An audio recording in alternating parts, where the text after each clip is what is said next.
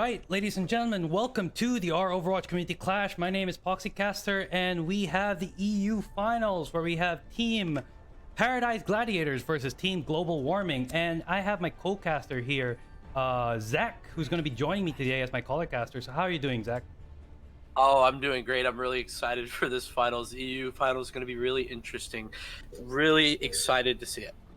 All right, so we have our first team, which is going to be Team Paradise Gladiators, which is made up of Lijiang, Highline, Audi, Running, Zlider, and Nemonis versus Team Global Warming on the red team as Goatsy, Banterman, Daisy, Watson, Waynon, and Calic. So a little bit about these teams. Team Global Warming and Team Paradise Gladiators are the tournament finalists here from the EU bracket of our single elimination map here in the I believe the 5th iteration of the Community Clash. And in about 3 seconds, we are about to start off. Here we have Team Global Warming taking the high ground over here at the Gibraltar. Let's see what's going to happen. It seems to be that Paradise Gladiators don't seem to be getting any... Well, they don't seem to be poking in any effort at the beginning. They're just going to let all that payload come through. They're not taking the high ground. It seems to be that they're doing a quite... They're trying to go for a dive comp. They're going to go for a dive here at the high point here at the... under the bridge. Let's see what's going to go. No picks as of this moment. It looks like there's just some early pick. Looks like Lijiang was able to take out Calix, and it's going to be advantage for Team Paradise Gladiators. So that means that it's going to be Global Warming on the defensive, no picks, and it's a tough fight here at the payload. And we are off to a great start, and it looks like Paradise Gladiator have the advantage, but they're not going to be pushing it. So let's see how it's going to look like. So Zach, what do you think about these team competitions right now? Yeah, Goatsy coming out early on the Orisa, then swapped immediately to the Winston. I like the dive comp here. It's really effective on the map, but I'm not too sure about Highline on the Brigida. Oh, it looks like Lenion's already taken down by Calic, so that's going to be a revenge from that last hit. But it seems to be that Global Warming, even though they're taking those early picks, or sorry, taking down by those early picks, they still seem to be pushing that, pushing the payload effectively. There's the Diva Bomb by Nemonis on the Echo that takes out Waynon, so that's going to be an advantage for Paradise Gladiators. But it looks like Global Warming can fight back. There's the Tracer Bomb ready to push it out, but it looks like they're gonna save it. They might get it on the Winston, but it's not gonna happen. And it looks like Global Warming's gonna be pushing that payload to the first point. So yeah, really good push there. Yeah, it seems to be a very good push by Global Warming with the ult advantage as well, with Goatsy, Banterman, and Watson both having their ults. So now, here's a very interesting point. Nemonis on the Echo. Now, Echo hasn't been played very much in... Well, Echo has only been released recently, so he hasn't been played very much in tournament-style play. How do you think Echo is coming up, especially with these dive comps? That last, like, the duplicate ultimate is very strong, especially with the fact that he can gain ult charge at a third of the efficiency. Do you think that Echo is going to be a must pick for most competitions, especially here with a dive comp?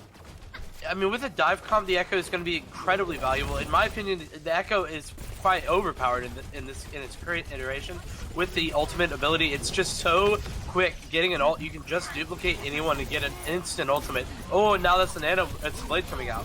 Ooh, there's the Nano Blade by Calix. Let's see if he's going to get any picks. He takes out Highline, but Highline was able to take out Goatsy. The Diva Bomb zoning out the Genji, and it looks like Global Warming wasn't able to convert anything on those Dragon Blades. They were able to take out one, but it looks like the timely Winston ult by Lijiang was able to save the rest of the team, but Global Warming's still going to be pushing up that card. Goatsy and Bannerman still have that ult. Let's see if he's going to bust it out. There's the Winston dive. They're not going to go for it. Bannerman still has the... there's the Pulse Bomb. Doesn't take out anyone. It looks like he got saved, and it's going to be another push. There's the Echo there's Nemonis on the Echo. He's gonna have the Genji. Looks like he's gonna have the blade. There's the first blade. He gets pushed out. He gets nano bladed. He's gonna take... Ooh, Bannerman escapes, but he gets taken out by the Genji blade. And it looks like Nemonis is only gonna convert one with that Echo Genji, but that was good enough. It looks like Global Warming's gonna be stalled out on this point. Let's see how they're gonna go for. That was very good on Nemonis to actually get that pick with the Genji blade, but it looks like it wasn't enough. So let's see how it's gonna go. Zlider was able to take out Daisy, and it's going to be an all-out brawl here at the payload. No concentrated push yet from either team, and let's see how it's gonna go. So yeah, you're saying, just as you were saying, Zach, it looks like that Echo, like whoever can play the Echo pick and whoever can get that ultimate up at the right time is going to be very useful for this fight. Yeah, Anemone's just finding another pick onto it, Waynon, onto the Ana. It's really, really difficult with those sticky bombs because you just can't avoid them. If they go onto you, you're dead. You're down to at least half health, even if you're full. And if you're anywhere below your current like full health, then you just die. It's so powerful here. Okay, it looks like that was a preemptive ult here by Highline to go get the Brigida rally. It seems to be that they're given the they're given the extra armor, but unless they push it forward, it's going to be a waste of an ult. Later with there's the Genji blade by Calyx. He's going to get one. He gets Highline. Is he going to get the Diva? He's going to try and go for it. Ooh, beautiful sleep there by Audi. Looks like that's going to negate the Genji blade entirely, with Slater following up with the Diva bomb. That was a good sleep there by Audi. It looks like Lenya's going to try and gets taken out by Bannerman. Looks like that. Winston ult isn't going to serve useful for any conversion. There's the rally by Daisy. It seems to be a combination of a dive and, well, semi-goats comp here. And it looks like global warming is going to push it up. This is an interesting comp that global warming is pushing up. They got Daisy on the Brigida, and yet they're running dual dive tanks. So yeah, I'm really kind of confused about it. I don't know why you would run the Brigida here. I feel like the Lucio is much better. But interestingly enough, we're running the old like 2016, 2017 version of dive with the Genji Tracer as well. So super interesting composition. Obviously the win condition being the Nano Blade here, but I just don't know about the Brigida. Now, what's interesting about what you said about the Nano Blade is that they also have, speaking of, they also have the Echo, and it looks like that's Echo, but she gets duplicated out, and they wasn't able to get an ult on the Nano Blade. They've switched to the they've switched to the Reinhardt at some point, and they've also they've nano boosted the Reinhardt. So let's see if there's any conversion. There's the Pulse Bomb by Bannerman taking out 3, and it looks like this is going to go to global warming. That's going to make it a 4th there by Bannerman taking out Y running, and it looks like Paradise Gladiators can't seem to get a foot in the door for this fight. So yeah, they just were not sure what to do with the chaos of the dive, and now that the Shatter are going to be coming out from Lijiang, it doesn't find very much though. But eventually, Nemesis does take out Daisy on the back end of that. There's the Genji blade by Calyx. Is he going to get another one? Global warming's been doing really well with these Genji blades. Takes one, nearly takes out Y running on the McCree, but it looks like he wasn't able to follow up. He gets taken out, and it looks like Paradise Gladiators are going to be saved by the nick of their teeth here. Yeah, why are you running, making a really, really big play on the McCree, finding 3 kills there in that final couple seconds of the fight. Now just 1 minute on the clock. I really do like the dive composition, but it's just not nearly as effective on this 3rd point. Now here's the rally by Highline to see if he can support his team. He's all the way up in the high ground, only being able to leaving the Reinhardt alone without the armor. That might actually prove critical, but it looks like global warming's not going to push they're not going to push the payload. They must be waiting. They have Banterman with the pulse bomb, and this might actually be the one. He might pulse on the Reinhardt, or is he going to go for the Echo? He tries to get a pick, doesn't get anyone. He goes for Y running. He's about to get taken out. It looks like Watson was able to take out Lenyan in the fight, and it looks like Y running takes out Bannerman. There's the zoning Diva ult by Slater. Wasn't able to take out anyone. He gets nano boosted, trying to push out the entire team with 18 seconds left to go. It looks like Paradise Gladiators might be able to stall this out at the point. There's Wayne with the nano boost. Are they going to pop it right now, even though they're only at 3? It looks like this could be a hold by Paradise Gladiator. Daisy with the rally. They're going to try and push it here. It looks like Highline gets taken out.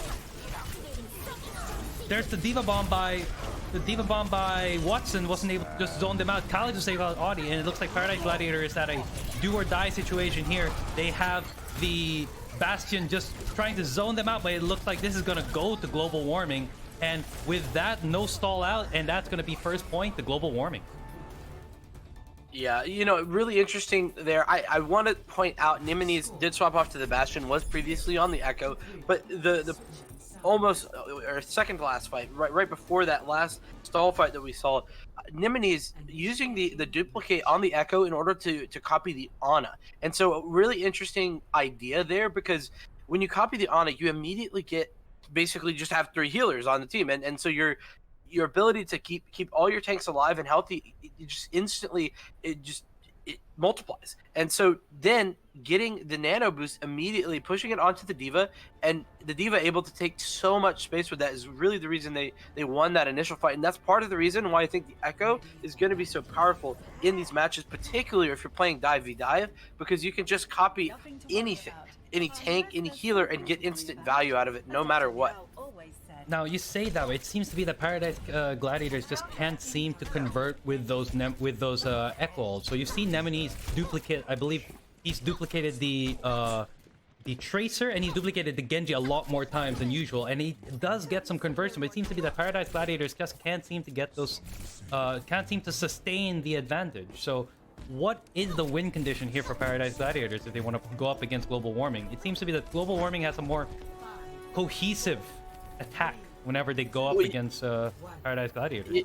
Yeah, it seems like their target calling is much better on the side of Global Warming. I think that's really the key. Nemesis is finding picks, and I think if his team were following up effectively, it would be a much better play.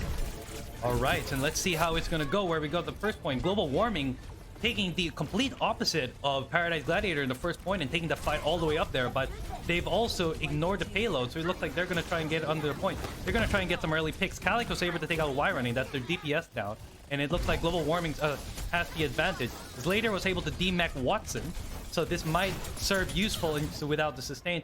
Y running is going to go try and get back to the point. Calyx Calyx nearly getting the second kill there and nearly getting taken out as well. Banterman were able to finish out Highlight, so it looks like this is gonna be an advantage for Global Warming. That's another two Nemesis proving to be the savior but getting taken out. So it looks like Paradise Gladiators have to follow up on those Nemesis picks or else they won't be able to win these fights. Now, I just want to point out that Banterman on the Tracer has been deadly against Paradise Gladiators. So they have to deal with the Tracer flanks, and it seems to be that they're not putting pressure on any of the DPSs. Y running with the beautiful shot there, taking out Daisy. Nemesis taking out D-Mech and Watson. They have the advantage here, but looks like they've nano boosted the Winston. Let's see how it's gonna go. Y running taking out as much damage as possible, and it looks like they've pushed back the Winston. Now, interesting enough, Banterman didn't go for wire running, so this is interesting. There's the zoning ult there by Slater, by what? Sorry, said Slater or Watson? Sorry, by Slater. Slater. Yeah, and it seems to be wasn't able to take out anything. Calyx has the soldier ult ready and waiting, so that could be dangerous depending on who comes up. And it's let's see how it's gonna go. It seems to be it seems to be anyone's game here right now. Slater taking out Goatee, Bannerman taking out Audi, so that's one support for one tank. But it seems to be that this is going to be Paradise Gladiators' first point unless Global Warming can contest. It's there seems to be madness on the point right now, but it's going to be Paradise Gladiators going to have to back out. They're going to see if they can wait for wire running, and they're going to have to wait for ults. Right now they have Banterman with the Tracer ult, and he's going to go for a very aggressive, nearly getting taken out there. Luckily, he was able to recall out of there without getting without facing the stun, but he was dangerously close to getting taken out. But he's still on the offensive, so that's still, for someone who was nearly getting taken out, he really isn't backing out on that pressure. Same with Paradise Gladiators. They're going to take the high ground here, and it's going to be a 1 minute 13 before they can take out the next payload. So it's still 3 up for Global Warming, and it looks like they're gonna take a pick. Lenyon taking out Wanyan, but Ghosty taking out Nemesis. It seems to be that Global Warming might actually full stop them here on Gibraltar without even making to the first point. It looks like Paradise Gladiators gonna have to back up a little bit and try to form a coherent push, or else they're just gonna be taken out one by one if they keep running in like this. Yeah, Benjamin doing a great job there, finding out really just putting so much pressure onto the Ana on the opposing side. You just cannot get anything done if you're the Ana on Audi, on Audi. It's just so tough to get healing and when you're trying to defend your backline like that. Now it's gonna be for one last push here with 20 seconds to go. Goatee has the Winston ult, but so does actually so does Highline. So let's see how the rally's gonna go. They busted out a rally early. Let's see if they're gonna go for an early push. They're gonna try and go for Watson to try to focus down the D.Va, but Watson was able to boost out, and they're going to try to separate as much and as possible to try and delay the team. They're playing it smart here. Global Warming. It looks like Ghosty's gone out with the Winston ult, with Calyx taking out wire running in Audi, and it looks like Paradise Gladiator is going to have to concede the first point here at the Gibraltar. And Nemini is going to get finished off here by Calyx. Actually, Nemini's finishing out Waynon, but this is going to go to global warming unless Paradise Gladiator can do one last brave push here. They're getting stunned out on all sides. Goatse taking out Nemini's and Goatse taking out Highline. So this is going to be a 2v1, and it's going to be a win here for global warming. And that's going to be 1-1 for global warming in this best of 5 EU finals. So before we head on to the next match, I'd like to just let you guys know global warming took an emergency substitution before the match started. So Paradise Gladiators actually started 1-0 before the Gibraltar map. So right now we are currently at map 3 with both teams being 1. And we're going to see you guys after this next map. So Vincent, what do you think about the first showing here by both teams? Yeah, I mean, I really thought that Paradise Gladiators did a good job on their defense, but then we saw global warming just take it to a whole new level, basically just full holding the first point. And I think the big key for them to get that hold was the basically uncontested high ground. The Ana and the, I think it was the Soldier, Calyx on the Soldier, just there to defend the Ana on the back side of that high ground on first point, basically made it impossible for the opposing team to push. I mean, Paradise Gladiators, they just were running into anti-nades once they took that high ground. I think it was 3 or 4 times that I counted. Slater tried to take that positioning on the high ground from global warming and then instantly got anti-naded. Wasn't able to get the eat on that. Slater was on the Diva, if you recall, and wasn't able to get the eat onto the anti-nade and just instantly fell because of that anti-nade. And so with so much pressure from multiple angles, they weren't able to get into the point in order to get a really, quote, fair fight. So great job there from global warming. Banterman, I really want to sing his praises because he did a wonderful job of getting into the backline, putting pressure on the opposing team's supports on the tracer. I really was impressed with how effective Banterman was, and even when he wasn't getting the kills, I was watching just specifically the backline there for a couple times, and he essentially made it easy for the rest of his team to get the kills because the tanks for Paradise Gladiators were getting a third of the healing.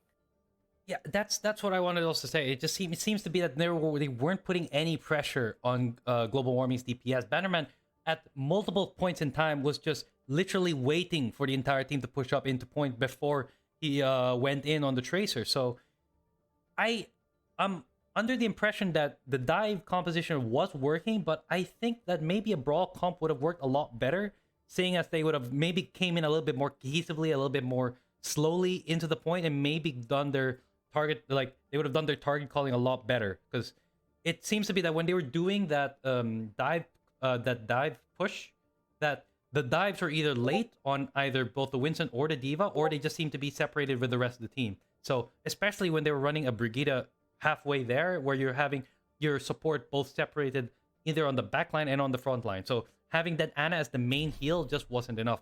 And as we're gonna go for that, we're gonna go into Lijiang Tower for the second map here of our best of 5 finals for Paradise Gladiators versus global warming. So Zach, what do you think Paradise Gladiators have to do if they want to bring it back here? I mean, I fully agree. The brawl composition is what we wanted to see before, and I fully expect to see both teams running a brawl comp here on this map. Control Center, obviously famous for how well it works with both brawl, that's Reinhardt Zarya or Reinhardt Diva, and with the Mei. So I would expect to see both of those characters, and if we don't, I will be surprised. I think that all the Paradise Gladiators needs to do is work together. It really seems to me that global warming is a much better team when it comes to their team cohesiveness. I think you said that a couple times, because it's absolutely accurate that they are just focusing fire in a way better way than the Paradise Gladiators have done at all. And genuinely, it does feel like, you know, I praised Nemeni's on the Echo pick in the first part of last map, but then we wouldn't swap off of it. So Nemeni's now onto the Mei. I do like this pick, and both teams are one. Why are you running on the Sim? I think this could be good. This is going to be good, but I mean, global warming seems to be running an Orisa Reinhardt composition now. Double barrier tank is going to be interesting. They get Mei walled off in the first part. Lanyon taking out Calyx, and that's already a good start for Paradise Gladiators. They might be able to get Watson in the end, but it looks like that invulnerability shield saved them. Slater gets D-Mac, and this is a equal picking for both teams. Lenyon takes out Daisy as he gets isolated by Nemesis, and just like you said, Zach, Nemesis is pulling those May walls out perfectly with Lenyon able to follow it up, and it seems to be that that Paradise Gladiators are coming back from that loss on the first map, and they're going to try and make it strong here on the second. So let's see how it's going to go. But just as you said, it seems to be that whoever is going to be winning this map is whoever plays their May a lot, or whoever plays those May walls a lot better. There was an early shatter already by Lenyon, but it seems to be not have taken out anyone. Highline taking out Watson though, so that's an early pick again for Paradise Gladiator. Wild charge that gets blocked by the May ice, and it looks like Lenyon's going to get taken down by Goatsy. Batterman de-mechings later, and it's going to be going global warming's way. So let's see how it's going to go. There's some way wall that's going to isolate, but not going to isolate enough, and it's going to be an all-out brawl comp here in the middle of the point. Calyx taking out Watson taking out Wire Running. Watson taking out Highline. Watson playing it havoc on the backline there as a tank. He has the Shatter ready. He's going to go for it, but he takes on Nemesis, and that 48% is going to get taken back to global warming. And it looks like Paradise Gladiators on the defense again with global warming with the ult advantage. Let's see how Banderman's going to play with that Deadeye. Yeah, global warming doing a good job there of getting in, but did waste almost 20 seconds getting in. Now comes the High Noon, blocked off by the Maywall. Great job there from Nemesis, and the Shatter as well. Nemesis playing it double, blocking out that Shatter, and oh boy, gets frozen out by the May ult. And it looks like both teams weren't able to get that push. There's the Shatter. It's so wild. They're just busting out ults left and right. Daisy was able to take out Lenyon, but it seems to be that there's no clear winner yet. Calyx about to take out Wire Running on the Reaper, but he's just gonna get finished off, and they're gonna have to back out, or else Highline wasn't even making it back to the point. Paradise Gladiator with a good first showing, but they can't seem to isolate the DPSs of global warming here. Yeah, need to be looking at that ult advantage. Why are you running? Does have his Reaper ult, but really nothing else on the board for Paradise Gladiators. And now it's going to be the Bongo coming out from Goatsy. Goatsy with the Bongo was able to take out, with the help of Bannerman, was able to take a Nemesis, and that's Paradise Gladiator on the backhand again. They're going to have to back out from this, or else they're going to get the... Bannerman takes out Slater. And it looks like they're going to get staggered once again with global warming just farming those ults. Watson already has the Shatter. Bannerman already has the Deadeye. Wire Running is going to have to pull a magical Reaper ult to if they want to kinch out this game. Let's see what's going to happen. If they're going to see if they can go for a push here at the server room. They're going to try and go for an early push. No May walls yet, so they could get isolated. There's the High Noon by Bannerman with a High Noon on Wire Running. So that's the ult advantage taken care of, and that's just going to be easy cleanup for global warming at first point on Ilios. Lijiang, not Ilios. Sorry, not Ilios. Lijiang Tower. Yeah. You know, I think what's so tough there about those staggers is that you don't get a real fight. We saw the ult advantage going far and away towards global warming in the end of that first stage, and so what you want to do if you are the Paradise Gladiators is take an initial fight and actually all go in and all die together, because then you're able to farm your ult charge and you're able to get some ult charge out of it. With the stagger fights going on, the fight didn't last long enough for them to get any ult charge, and so Goatsy, Banterman, Daisy, I mean everyone Watson. Just banking ultimates onto global warming, and they weren't able to do anything because there was no countervailing ultimates from Paradise Gladiators. Yeah, I agree. It just happens to be that, like, when they lose a fight, they have to back out. They can't just try and force fights that they know they can't win. So, if, like, Paradise Gladiators, they had a good first showing, but the minute they lost one team fight, it was just staggering and staggering and staggering. They need to know when to back out from the fight, when to regroup, and when to push for a cohesive push. So let's see what's going to happen here. Nemesis has switched out to the Pharah, and it looks like no one on Paradise Gladiator, on global warming can contest the Pharah. But Banterman has already taken out Lenyon. That means they're one tank down. So it's all up to the DPSs on Paradise Gladiators to see if they can get a pick. They know that they don't have anyone that can contest besides Calyx. So they might push it to the advantage. But that Defect can focus straight on that Pharah. So this could prove deadly for Paradise Gladiators. Banterman, someone has to stop this, man. That's a straight kill up on Wire Running without any pressure on him at all. His Tracer kills are single-handedly winning teamfight for... Oh, Nemesis has decided to put a stop to that, but is it enough? Lijiang has taken out Wanyan, so it looks like Paradise Gladiator have the advantage here. Ooh, that was a wasted job there by Lijiang, wasting the nano boost.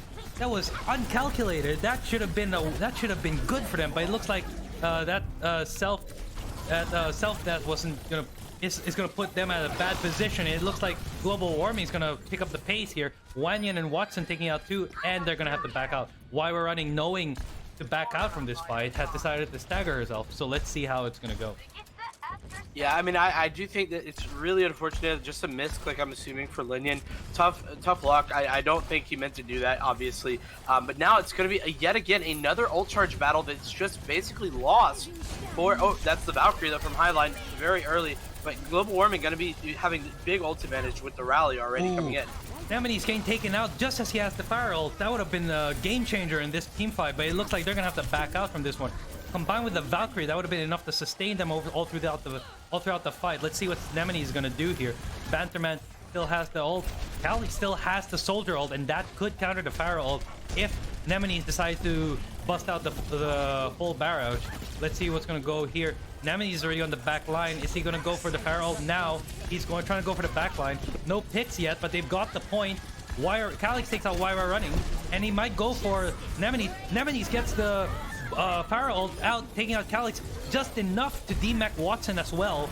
So this could go to Paradise Gladiators, depending on how it goes. Slater deciding to take matters into his own hands, taking out Banterman as the baby diva.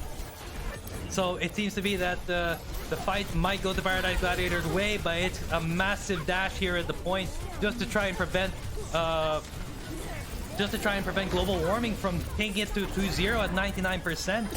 It's just madness here at the point, but Paradise Gladiators have the numbers advantage. Why are running taking out Goatsy? Now it's just Daisy left on the point after Brigitte, and Banterman has the last on the point, and it looks like, ooh, just a little bit Paradise Gladiator have the point. Yeah, I want to really point out, we haven't been saying the name very often, but Waynon on the Ana is absolutely dominating this match. It doesn't look like it just from a third-person view, but as soon as both of the tanks, Slater and Lijiang, come in for Paradise Gladiators, I think every single time they pushed the bridge, they were anti-nated. They were anti-nated every time, had to push back, and now it's going to be another engage coming in from global warming. This could be last fight. So it seems to be a Tracer duel here at the back line, but it looks like Wire Running's on the back out. The rest of the team's just fighting it over up on the bridge of the first point. It's Banderman winning that Tracer duel, and Lijiang again falling down to his death. Was he booped or was it a misclick? We don't know, but it looks like Goatsy was able to get the Winston ult taking out Highline, and Banterman with Audi, and it looks like this is gonna go to global warming again. Yeah, it should be all she wrote here for the Paradise Gladiators, at least in this map. Getting maybe the quick 2-0, just a stall comp here now. Daisy using the rally just in case, getting that extra armor, and then nano boost as well. The Echo trying to touch, and now it's going to be flipped over to global warming. Ooh, and Nemesis wasn't even able to touch a point before getting slept, but he was able to get the Diva ult. So it looks like if he could build enough ult power, he could actually go for a Diva bomb. But it looks like he gets demech before it could happen. And this is all just a stall comp here. Later, Watson has the capacity to just end this out right now with the Diva bomb. And it's a last minute Diva bomb there by Slater, but it looks like it's gonna go to global warming. That's another Tracer bombs here by Banterman without even having to pop it out. They're just wrapping it up here. There's the Hammond picked by Lijiang just to try and stall out as much of the point as possible, but that's going to be 2-0 for global warming here on Lijiang Tower. Yeah, and I want to point out a couple things here. First of all, I want to go back to Waynon. Waynon doing an absolutely wonderful job here on the Ana. I loved how he was playing it because he would just wait for the two tanks to come in, and then instantly anti-nade both of them. They'd have to back out, and it was basically fight over until the anti-nade was over. And I love that from him, doing exactly what you want to see out of an Ana player and getting those great anti-nades. Also, want to talk about Slater a little bit. I wasn't going to put it fully on him in the first map. I saw a trend happening where he wasn't able to block and get those anti-nades or eat those anti-nades with the defense matrix. And I didn't want to point him out too hard because he was dealing with kind of a lot. But now I think it's very obvious that either one of two things has happened. Waynon is either playing incredibly smartly and waiting for the defense matrix to go up, and then that short cooldown, I think it's just under a second cooldown on the defense matrix to go up, or Slater just needs to do better about eating those nades and looking out for him, because he's just, I mean, it is the job of the D.Va in that composition to defend your Winston and defend the team from the anti-nade. So great heads up play from Waynon, and possibly letting down a little bit from Slater, if I have to say. I think he's doing his best, but certainly not what I would want to see coming out from him. Now, sorry. Paradise Gladiators are putting a valiant effort to try and fight out global warming, but you have to call out Banterman with the Tracer. He's only picked Tracer for the last 2 maps, and yet he's still getting those picks. Does Paradise Gladiator have to switch to something to counter that Tracer? It seems to be I think most definitely. So what could be the composition change here that could be needed to counter Banterman specifically? Because it seems to be that that's the only DPS they have to worry about. Other than that, I mean, it's almost equal pickings whether the fight goes on their way. But the minute they're one pick down, either by Bannerman taking out the back line with the Tracer or a Pulse Bomb, Paradise, the entire push just falls to pieces. Yeah, I would have. Here's what I would have done on that previous stage if we were to go back to it. I think I would have swapped to a Rein Zarya composition instead of the dive. I would have definitely swapped to a Moira instead of the Ana. I think the Ana was fine from Audi. The problem was you just weren't getting the high value out of the Nano Boost, I don't think. And then swap to that Moira so that you're less diveable by Banterman, and then obviously have a McCree and I think a Mei. So basically you are countering their entire composition. So you have the Mei in order to counter the dive in general, and then you could run the Brigida still with a Moira, and so you have lots of stuns on the side, basically hard countering dive, and I think that is probably what they should have done. And then you rotate around the back to White Room and just take the fight to the point, and essentially turn an attack into a defense of the point, so that the opposing team has to dive back onto the point and get ready to go. That's what I would have done, and I think that could have been effective for the Paradise Gladiators, but they just didn't make those swaps. I think the key is swapping to a composition that is effective with a McCree, so that you can at least put Banchaman in check. He might not even need to get the kill. The kill is important, but it's really, really more. It's a better thing to do to have the McCree in order to threaten the kill, even if you don't get it. I mean, that's the same general idea of having a Widowmaker on your team. Even if the Widowmaker doesn't get all of the kills necessary, if the Widowmaker is positioning correctly, then the opposing team has to play out of the sightlines and can play right into your hand. So I think that's what they could have done better. Yeah, exactly. And we are about to go on to the 4th map here in our best of 5 finals for the EU community clash. So our next map is going to be King's Row, which is going to be one of the most lovely maps here in the Overwatch community tournament scene. Everyone loves playing King's Row, both in the AL tier 1, tier 2, and tier 3, if not in competition. So maybe this could go Paradise Gladiators' way. Everyone knows how to play King's Row, and everyone knows how to counter it. So this could go. This could mean a comeback for Paradise Gladiators, and we could go for a tiebreaker map on the 5th map, or we could be crowning global warming our Community Clash EU Grand Finals winner. So let's see how it's gonna go here on map 4 of the Community Clash. So, Vincent, I've been enjoying the game so far. Yeah, been really, really interesting. I've loved the play coming out from Banterman. Just unstoppable on the Tracer, like we talked about before. But what I'd really like to see here is a Brawl composition.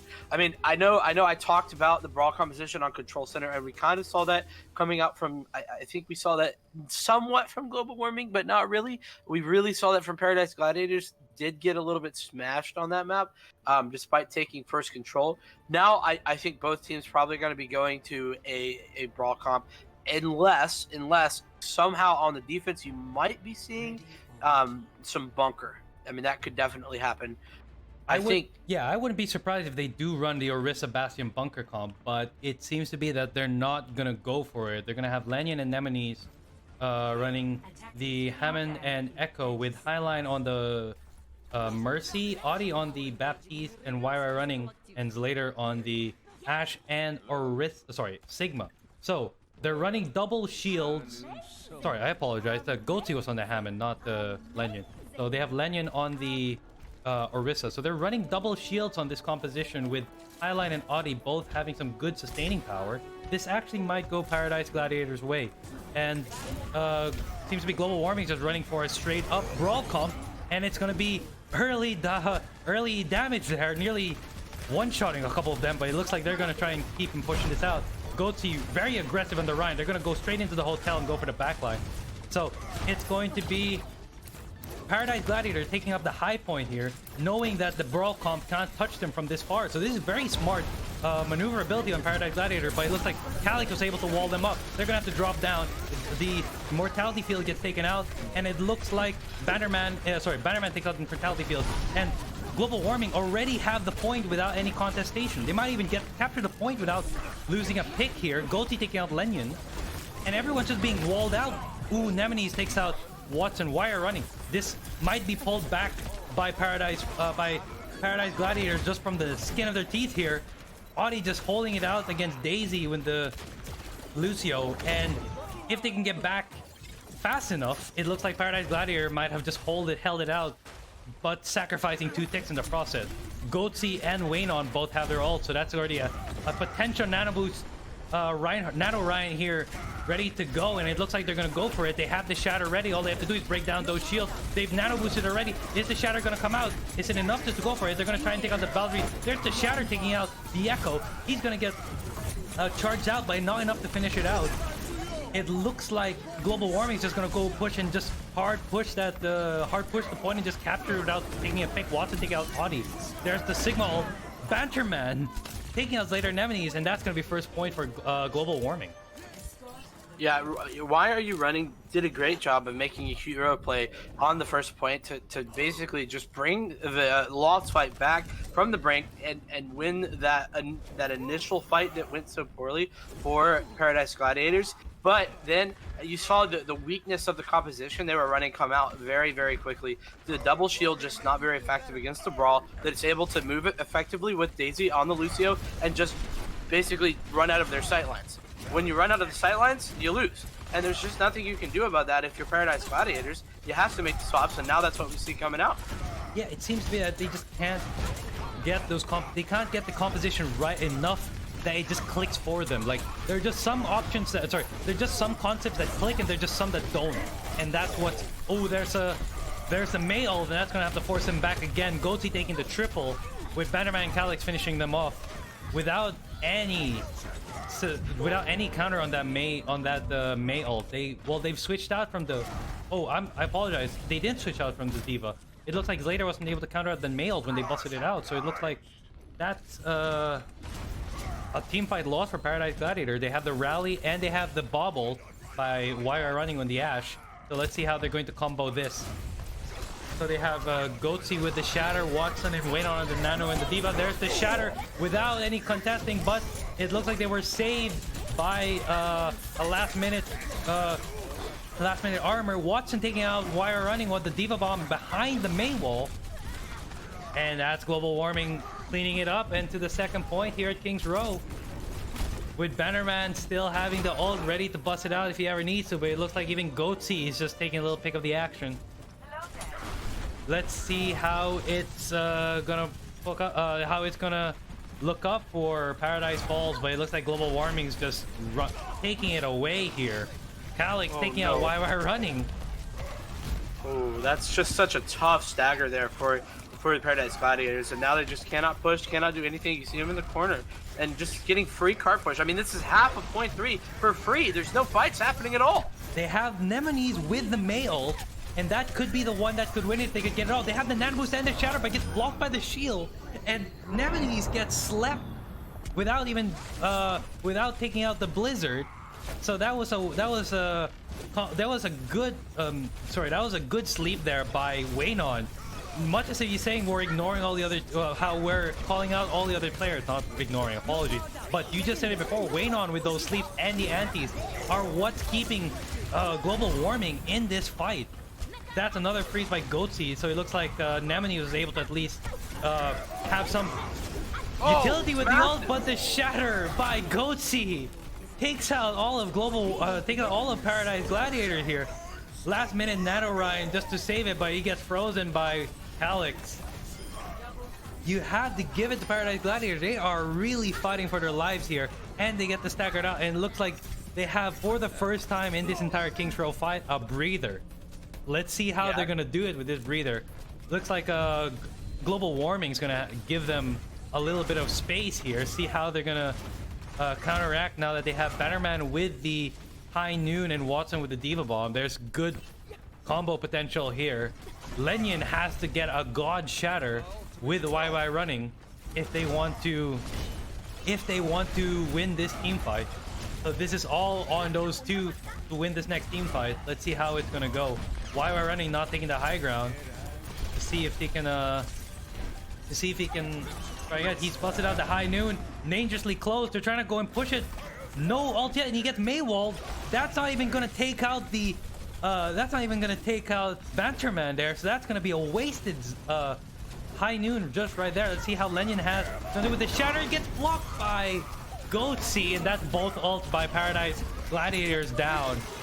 Let's see how global warming is gonna respond to this. They're gonna try and go for Nemesis here at the corner. They're not using any of their ults yet.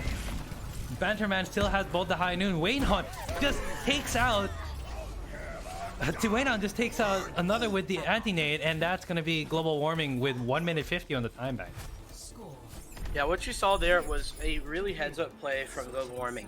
Normally, what you want to do if you're an attacking team is you want to make sure that your opponents are not able to engage on you before you engage on them. So you want to take the initiation of the fight because you want to get the first ultimate off. I mean, in a battle where both teams have ultimates, it's usually the best to take the initiation, right? And so what global warming did there was they decided not to take the initiation and just allowed Paradise Gladiators to use their ultimates to very little effect. We saw the McCree, why are you running, taking the McCree ult, and he did a good job. I mean, that McCree ult was by no means a bad McCree ult. You can sometimes find value, sometimes you can't. You have to take what you can get, but the problem was that it delayed, but then you had no ultimates to follow up on it, and Linyan, I really don't know what his thought process was. He basically just shattered his shield straight up from good. I don't know what his thought process was. That was unfortunate. It could have been a fat finger from the hecticness of the fight, but yeah, that was. I agree that Why Are You Running could have had the utility from the zoning, but no one from Paradise Gladiator pushed up onto the point. Why Are You Running gave Paradise Gladiator so much space to push up, with Lenyon able to counter with the Earth Shatter, but they just stayed back. If you're gonna zone with the McCree, you have to be aggressive as well. If you're not gonna go for the kills, then you have to have a reason why you pop the ult. And it looks like Paradise Gladiators wasn't able to act on that reason. So let's see how it's gonna go. Right now, Paradise Gladiator is just going full on with the Orisa Reinhardt shield meta. They're just gonna go and try and just go straight into the point and just get a pick. Come hell or high water. Ooh, Bannerman taking down the half health there. Nice shot by Why Are You Running. But they're gonna try and respond in kind. There's the Maywall trapping everyone. Oh, this is beautiful by Paradise Gladiators. This is just walling out the entire team and using those shields to their advantage. Nemini taking out Bannerman. That's 1 DPS down. Why Are You Running taking out Daisy? That's 2. Can this be a third by Paradise Gladiator? They've walled out the rest of the team. Goatsy's gonna be the third. Lenyon taking him out. Why Are You Running taking out Watson? And this is a ball game we have here, folks. It looks like Paradise Gladiator is responding in kind, and that's gonna be the first point. An aggressive push by Paradise Gladiator is gonna give them the first point with tons of time to spare, and the ult combination, and sorry, the ult advantage as well. Yeah, coming out swinging here on the first push, I really like that. This is the first time from Paradise Gladiators where I can genuinely say that I like their composition. I think their composition is good. That's a really unfortunate Maywall, and the pick from Banshman onto Why Are You Running? And that's a good push, just taking out that early pick from global warming. But I still really like the composition. I really like the pathing. I think Paradise Gladiators has finally gotten into this game and decided to play this a little bit smarter. They were just kind of running into the opposing team's composition before, particularly on Lijiang, and I think now they've decided to make the swaps, and these are good swaps. Like you said, have good ult economy already, so it should be a fight win coming in, I think, for Paradise Gladiators, assuming they can combo this effectively. There's the Mei wall, there's the combo there, but it's another shatter into a shield. Slater really has to combo those one, but he gets frozen out. This could still work out in Paradise Gladiators' way. Running taking out Daisy. Another block shatter by, Goatsy instead shattering into the shield. So it looks like Slater has decided to give it back to him. He's going to try and push it out. And it looks like this, again, could go Paradise Gladiators' way. They're already taking out 3 picks. This could be a 4th abandonment. And Paradise Gladiator have woken up. That is a good fight from them on that push. They were able to, even though Slater wasn't able to convert on the shatter, blocking out Goatsy's shatter, on the other hand, was what saved the rest of the team there. And it looks like we are into a good fight here on the second round here in King's Row. 3 minutes 41, and they're about to get the second point with the ult economy. Let's see how it's going to work out with global warming. There is also Calyx has the Blizzard's going to be throwing that in very early on, and that's going to be finding at least 1 player, and 2 actually in the Rissa got as well. Bongo coming down, and that's the response from Nemesis.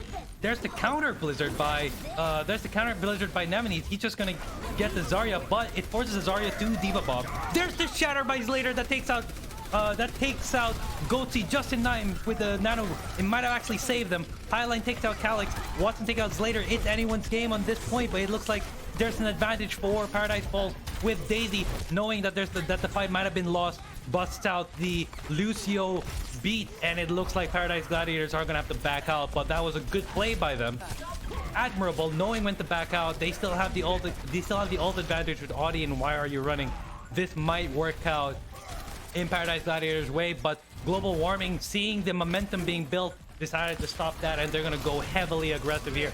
Is it going to be deadly for them? Slater nearly getting taken out by the might actually be enough, but he hides just in time, and it looks like that's 1 ult that's going to be a non-conversion. I think that was a shatter there by it wasn't a shatter by Goatsy. It was just a little bit of the ult. Audi taking out Goatsy. Paradise Gladiators have the advantage. All about to take out Calyx as well. Is it able to take it out? They have the bongos. They could drop it right now to finish it off. Slater taking out Calyx. Spider-Man taking out Lenyon. Slater Slater gets nano boosted. There's the boot. There's the beat by Highline. It looks like this could go Paradise Gladiators' way in expense of all the ults here. Goatsy still has to shatter, and that's very dangerous. They need to block it if they want to win. There's space there for the shatter. The shatter takes out 4, and it looks like global warming is going to win this team fight. That's really tough. That shatter making huge plays, and here's the problem. You had no shield health there for Slater. He just got his shield broken by Banterman, just clicking those shields down, and then there was no way he was going to get the block. Really heads up play there from Global Warming, just waiting out the shield health, then getting a big, massive shatter, and finding big value. You have to give it to Goatsy there. That was he knew that he had to wait as long as possible for that shatter, only to bust it out at the very last moment. He was the last shatter there, and he got taken out, so that means he actually charged back into an ongoing team fight to bust out that shatter, and that won them the momentum, and it looks like it might have won them the rest of the match here. Let's see how it's gonna go. Lenyon's busted out the bongos. Slater's already taken out the shatter, but there's the counter Blizzard by Calyx that's gonna take out Slater. But with two picks down, is it enough? Watson wasn't able to convert there. He's gonna get nearly taken down. He might actually get taken down. And Calyx gets slept. Now, if I was Paradise Gladiators, I'd be smart and just wait for Calyx to just sleep there. But it looks like from the skin of their teeth, Paradise Gladiators gonna get the second point. That's a great example of where you take the initiation as the attackers and win the fight because of it. Getting a great Maywall initially onto Goatsy, taking him out early. There was a bit of a back and forth with the ult economy, but now Nemesis still has his Blizzard up and running, and Why Are You Running does have the Deadeye, so good fight there from them. There's Bannerman with the zoning Deadeye. It looks like it's given them enough space, but Paradise Gladiator has ran away smartly enough to avoid the nano boost. To avoid the nano boost from the Ryan and the Deadeye. Genius play there by Paradise Gladiators, finally knowing when to back out from a fight. Slater has been nano boost. They've isolated Goatee. He's gonna get taken down. This is a beautiful push by Paradise Gladiator. Already gonna go for another conversion. Calyx nearly gets charged in. So they're gonna go for a hard push. Calyx gets taken down. This is going to go Paradise Gladiators' way if they play their cards right. Global Warming smartly backing out the spawn to see if they can get a single pick just to reduce the momentum. It looks like Why Are You Running might be the first counter push. Why Are You Running gets taken, takes out Bannerman. Shattered by Goatee that wasn't able to take out anyone. He gets nano boosted. There's the Blizzard. Oh, Lanyon gets just taken out. They need to push those fight. There's the triple Shatter taking out Goatee. Nemesis taking out Goatee, and Calyx. This could go Paradise Gladiator's way. Those stall comps coming out. There's just the baby Diva just holding it out, and that's gonna go to Paradise Gladiator with 1 minute left remaining. Yeah, just actually a little less than 1 minute on the clock there. Initially, they received 1 minute as you typically do with when you get under a minute. So just added that additional time over to global warming. Sorry. Great play there. I'm really impressed with how well they comboed those ultimates. But the biggest play was whoever called on Paradise Gladiators to run away. Runaway was a wonderful. I'm so happy that they did that. And here's the reason. You have the McCree. The McCree's a little bit more mobile now with the high noon, but previously wasn't able to move at all when you had the high noon. Now able to walk a little bit, but then they just ran away. They disengaged. What are they going to do? They can't do anything. Global Warming just kind of sitting with their pants down a little bit because they pushed their Q button, but no one was there to kill. And the nano boost coming out from Wayne onto Watson just didn't find any value because the Paradise Gladiators had decided to push all the way back and just reset the fight. Really love that call. Whoever did that is the MVP of this match so far, to be completely honest. That was, yeah, just like you said, that was good. Now, what we initially criticized Paradise Gladiators on when they bust out a McCree ult and they don't push, Global Warming has done exactly the same thing. So what's happened is that Global Warming, Bannerman did the McCree ult, but didn't push up, but the rest of the team wasn't able to push up fast enough. And they were able to counter it out. And it looks like Paradise Gladiator was able to counteract that by just running away. So that initial pressure after the McCree ult is important if you're going to use it as a zoning ult. And let's see how they're gonna go here on the tiebreaker here on King's Row. Now, Paradise Gladiator is gonna have to go in hard and fast here with 33 seconds to go, or else they're gonna have to run out the time bank for Global Warming, and 2 minutes and 18 seconds is very hard if they're gonna go for a full stall. But we could go for a tiebreaker map depending on whether it goes either way. So let's see how it's gonna go here.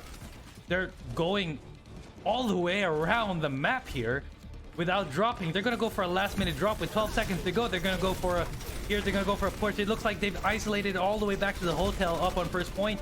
No picks yet, and they're trying to isolate Watch from the looks of it. Highline goes down by Waynon.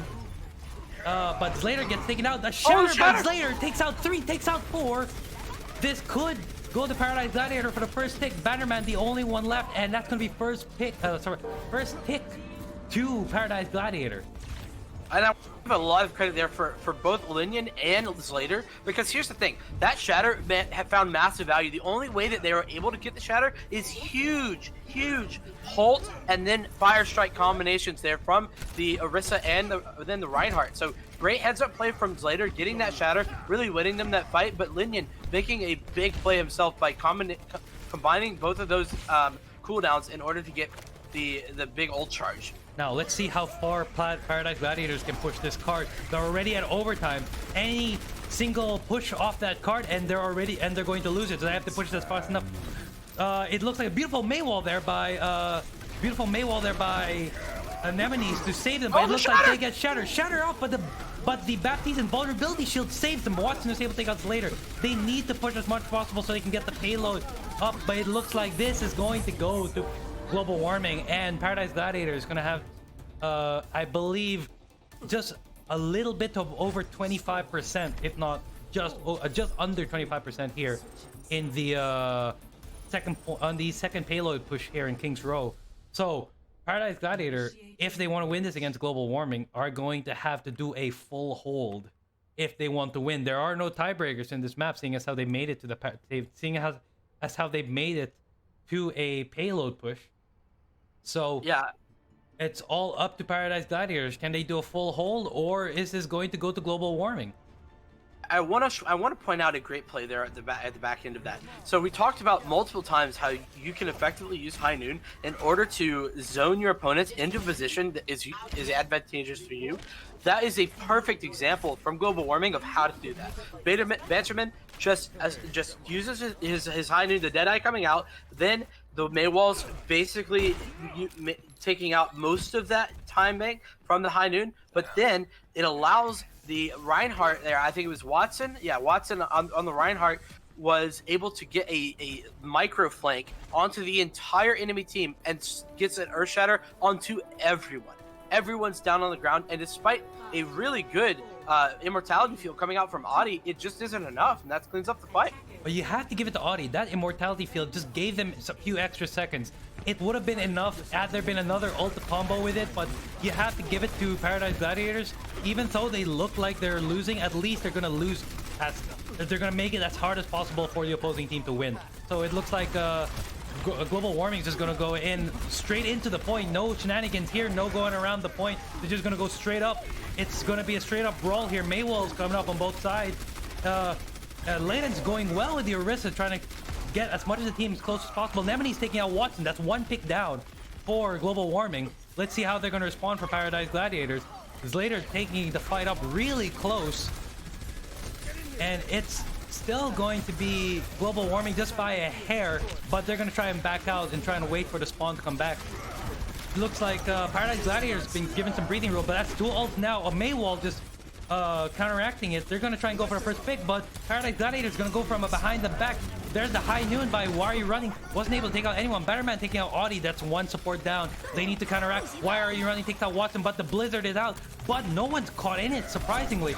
Shatter by Slater just to take out Talik, but not enough. The beat by Highline wasn't fast enough, but they still blizzard out the point with 56 seconds remaining. This could be enough, but they need to stagger out fast as possible, or else global warming is just gonna go straight up to the point. Now it looks like they're gonna get the first point. Can everyone on Paradise Gladiator get up fast enough to contest that payload?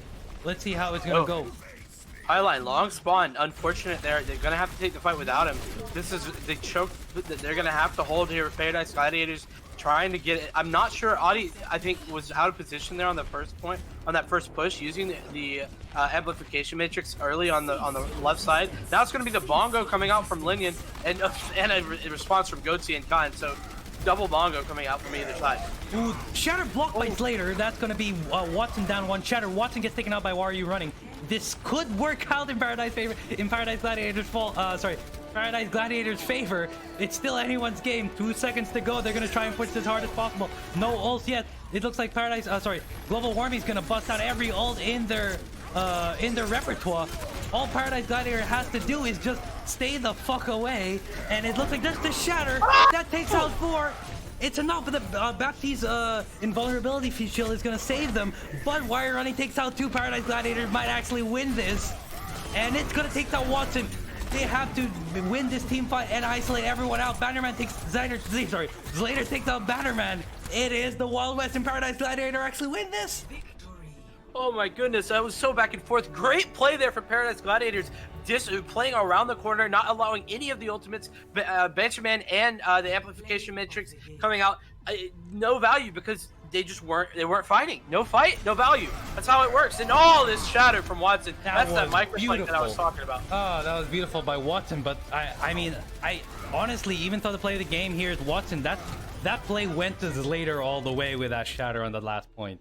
You have to getting the block initially and then getting the counter shatter was just so impressive. Exactly, just like you gotta give it to them. That and the combination of Nemesis with the Maywall and just all around good plays by Paradise Gladiator. You have to give them credit. When the chips are on the line, they go all in.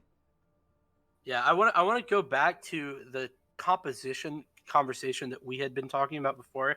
I said at the beginning of that map that for the first time on the attack for Paradise Gladiators, I actually liked the composition that they were running, as opposed to I was a little iffy on a bunch of the picks, basically every time.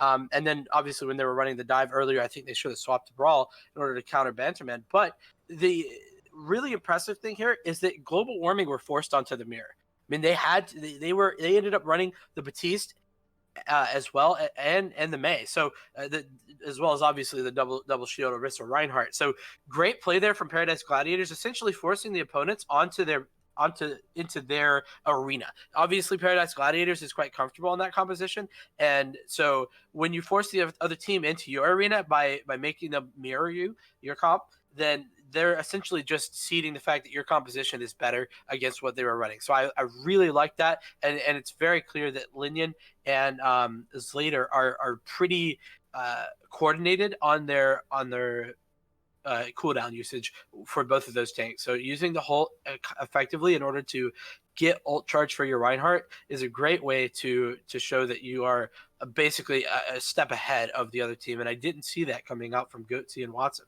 Now, I mean, you have to give credit where credit's due. Paradise Gladiator were not looking good during the first round there, during the first two maps in here in the grand finals, but it seems to be they have stepped up on King's Row. Now, if they want to be the grand final winner, they're gonna have to step up on Anubis, but it looks like global warming still has a chance to take it away here. So, I mean, from the looks of it, it's still in absolute terms, it's still 2 wins to global warming, to Paradise Gladiators 1, but it could be anyone's game here in the last map of the grand finals. So we are looking at a very excited map. It looks like Paradise Gladiator have woken up from their from that two map loss, and it looks like we might be going to a very exciting last map here in the community clash. Yeah, I'm pretty excited for it. I think that the real impressive part is getting your mental stable after those two really tough losses. I mean, the first, well, Gibraltar genuinely seemed a whole lot closer than it really was.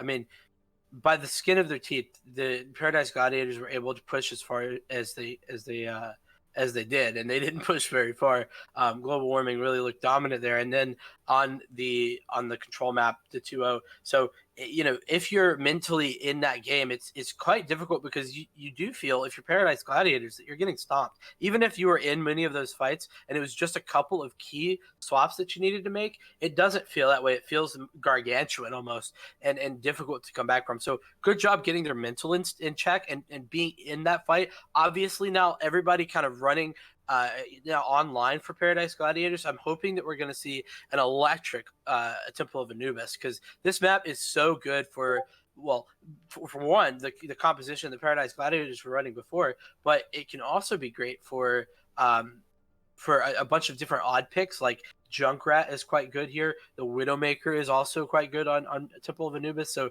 I'd be excited to see something different coming out from either of these squads, because I think it could throw a wrench into what is becoming a very back and forth mirror-like play. Yeah, it seems to be that both teams are running quite mirror comps. They haven't done any vastly different comps that like you mentioned it before, like the Junkrat. They're not running out the Junkrat. They're not running the Doomfist or anything that's special. They have run the Echo a couple of times, and it's worked out well. And looks like we have a pause here. It seems to be there's going to be an issue. So we're gonna just wait a little bit before. It seems to be one of the players has disconnected. So let's talk about a little bit about the composition, Zach. So you said it before. They're still running the mirror comps effectively, but do you think that maybe they put out, let's say, a Junkrat, it would have worked out fine?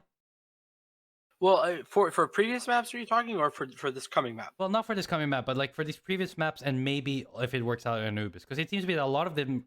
Well, besides the dive composition in Gibraltar, in the second map in King's Row and Lijiang, they were running shields quite a lot of times. So like Junkrat would have been very useful, especially with the Junkrat Tower in Ultimate. Yeah, definitely could have worked. I think that there's Lijiang less so. I'm not, like, depending on the point. I think Control Center Junkrat's probably a great pick. Particularly though, I think Junkrat is a character you could see coming out on this map just because he's so good on it. But I think it's the swaps that they needed to make any swap would have been effective, and maybe that would have changed the math for Paradise Gladiators on those first couple maps. But it's really tough to say because they were playing the dive composition. What I'm worried about here for Paradise Gladiators is there's a temptation to play the dive again on this map. And I just don't think that Paradise Gladiators is a good dive team. I mean, it's just very apparent, or maybe it's not that they're not good at dive. It's that global warming is just better at it. Essentially, I would put that down to the target calling. And I know we can't hear the communication on either side, but the thing is, when you get into those mid fights and you are not going on to individual targets together and just kind of taking individual fights, that's what I see coming out from Paradise Gladiators. I think that it's clear that they are not as well versed on the dive, and I'm really scared that they're going to want to come out on dive on this map because dive is pretty good on this map. And I mean, it is 2 CP. All it takes is just a good momentum push on the first point, and they can quickly take second point without any sort of resistance whatsoever. But before we discuss a little bit further, it looks like one of the players at Team Paradise Gladiators is going to have to restart their internet, so we're taking a 5-minute break. So if you guys are worried why a pause screen is currently up on the broadcast, don't worry, we'll be back to normal broadcasting once the player is reconnected. So yeah, you were saying how you didn't want them to push. You're scared that they might fall back to the dive comp because it might be very snowbally here in Temple of Anubis? Well, I mean, the dive comp can get you a snowball, particularly on the attack. I think that on the defense, the dive composition, I would really not like to see that. One, because Paradise Gladiators they don't seem to be as good at it. And two, because if you get rolled first point, you essentially have no ult charge and no way to counter it because that second point is terrible for dive. There's just very few ways that you can get dive to work on that second point unless you just have high ult charge and big ult advantage from snowballing the first. So I don't think dive is all that great unless you're confident in your dive ability. And I'm not confident in Paradise Gladiators' dive ability. But what I would like to see from them is, particularly on the defense, I mean, we could see so many interesting, cool compositions. I would be happy even with like a Torbjorn pick because, again, I think the global warming might be baited into trying dive because this is everyone's good at dive here. This is a good dive map, and when you're playing dive into something like a Torbjorn, it's just really tough. So I want to see a defensive composition from Paradise Gladiators, and I want to see good counter picks coming from global warming because if they are coming out on the dive composition, they need to be able to take a second and see, okay, is this going to be effective against what they're running? Or alternatively, I mean, you might just be thinking if you're global warming, we're better than these guys. We can take the fight, regardless of whether or not it's a good overall pick or they're countering us. I mean, I would think that they wouldn't be that confident at this point after losing last map, though. Okay, and just to get you back, it looks like Nemesis has reconnected, and we are about to start again with this map. So let's see if Zach, let's see if your composition predictions are going to be true. It looks like Paradise Gladiator is going to be defending the first point, and Global Warming is going to be running this into full dive. Goatsy running with the Hammond, and Watson on the Diva with Banterman on the Sombra. I'm still finding difficulty on why they keep running Brigida on a full dive, right? Yeah, I cannot understand that. I don't know. Maybe that's just Daisy as a one trick or something. I mean, it's the only thing I can think of. I think that there must be something that we're not seeing where the Brigida comp must be useful, but I just, for now, on something that's quite a mobile, especially in a comp that has Sombra, Genji, Diva, and Winston, having the Brigida, the only benefit you get from the Brigida is defending Waynon, and that's it. But to be honest, with how strong Waynon is on those anti-nades, I wouldn't be surprised if Global Warming just assigned Daisy for Ana protection at this point. But that's the first dive there by Goatsy, but it's later taking him out, so it looks like Paradise Gladiators got the advantage. Calyx takes out Why Are You Running? So they're down 1-1, but Watson's gonna get demech'd on the bridge there with Banterman trying to get something trying to get some picks with the Sombra, but no hacks or no picks yet. It's still one down with Paradise Gladiators with the advantage, but they were able to get pushed off that high point, defending all the way back into the side. And it looks like it may not be working well for them. They're getting squeezed out. The Mei wall by Nemone is just serving to be the only breather room there, but Phanterman with those hacks are proving to be very detrimental to the Paradise Gladiator defense, and looks like Global Warming's got all the space they need. Paradise Gladiator is isolated all the way back into the market point. They're going to try and squeeze in. The Mei wall by Nemone is trying to give them some breathing room, but they're going to sacrifice a lot of ticks there. Why are you running taking the first point? Sorry. Why are you running taking out Goatsy? That's one tank down. Can they make it into a second? There's the Genji Blade, but it misses. So Calyx takes out Audi, and the EMP by Banderman cleans out the rest of the team, and it looks like that is going to be first point to Global Warming. Yeah, so when you play this composition that Global Warming is doing, the key is really not to win the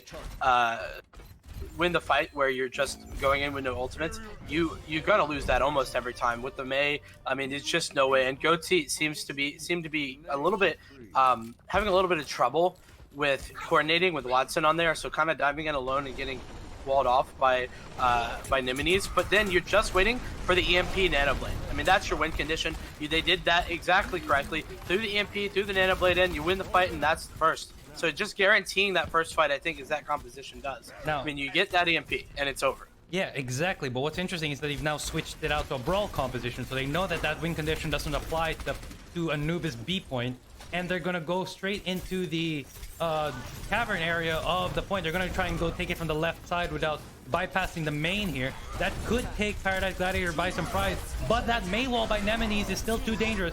Sadly, the angle wasn't enough. Why Are You Running was able to take out Wayne on. That's one support down. Goatsy taking out Why Are You Running. And it's pretty dicey here for Paradise Gladiators. They're not pushing, they're not pressuring Global Warming, and that may be dangerous for them. They need to put up the pressure. Watson nearly getting D-Mech there, but still not enough. Daisy with the Brigida ult. And this actually might be the reason why they stuck with the Brigida.